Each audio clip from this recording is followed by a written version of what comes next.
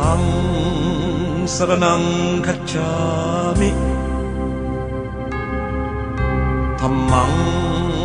สรณังคัจฉามิสังฆังสรณังคัจฉามิกรรมใดไผก่อกรรมนั้นย่อมนำเฝ้าคอยติดตามทุกยามบาดก้าวไผทำกรรมดีโลกก็ลือเล่าดังก้องเป็นข่าวซาทั่วโลกาทำบุญได้สู่สวรรค์นิพพานจิตใจเบิกบานทุกการเวลาทำบุญเพื่ออนาคตข้างหน้าขอทุกคนอย่าทำบาปก่อกรรมบานาห้ามข้าจำไว้แม้นข้าจิตใจก็อย่ากระทำโลกจะสงบสิ้นสักสงครามก็เมื่อเฮานำคำสอนพระเจ้ากาเมห้ามล่วงเกินคู่ของกันมุสาตัวนั้นพระท่านห้ามกล่าวอทินนาลักของข้อนี้ควรเศร้าสุราน้ำเหล้าจงอย่าดื่มกิน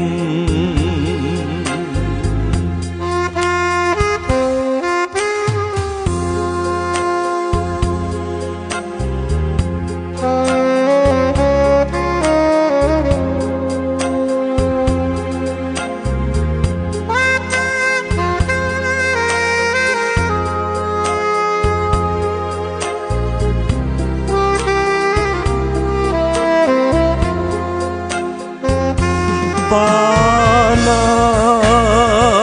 ห้ามข้าจำไว้แม้นข้าจิตใจก็อย่ากระท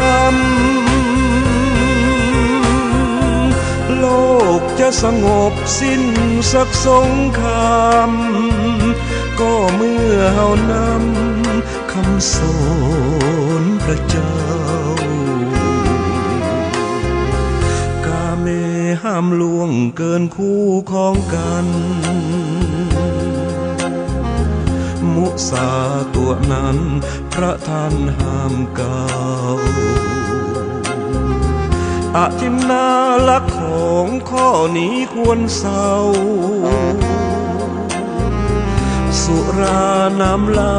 จงอย่าดื่มกินพุทธังสรณังคัจฉามิ